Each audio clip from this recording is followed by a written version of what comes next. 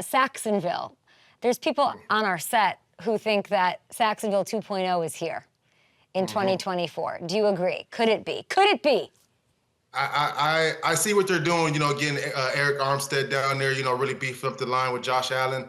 When I saw the free agency, I was like, man, that looks like a mighty, like a Malik and Calais Campbell type of vibe going on down there with Yannick Ngakoue and all those other guys. So, for me, I think they understand what it takes to get to the next level and really put pressure on the quarterback, and that's going out there and getting established D linemen that know what they're doing.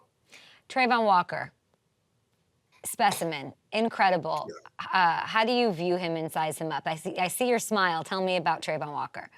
Now he's just a beast coming off the edge. It's one of those things. I think with him and his size, he's a little deceptive. You wouldn't think he's that fast, but I think he has a good repertoire of pass rush moves, and he knows what he's doing, and he's confident in himself. So I think that's all and then adding the other D linemen around him to take the pressure and the double teams off him, I think is really going to be good for him to go out there and really get more double-digit sack seasons.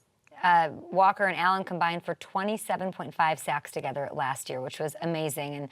And before, I'd like to relive a little Sacksonville with you, but not before we talk about Doug Pederson, who you mentioned, pulled you off the field. You know him well. You know how important it is. He's got the pedigree. He's been there, and he's done that. The Jags missed the playoffs last year. There's been ups and downs with his tenure with the Eagles, as we saw. As a coach, why is he the guy, if you think he is, to get the most out of this team? Why is he the guy? I think he's established. He knows what he's doing. He's taken teams far before. I think he builds talent well. And I think he relates to his players. When I had some coaches down in Jacksonville, it was more of a dictatorship.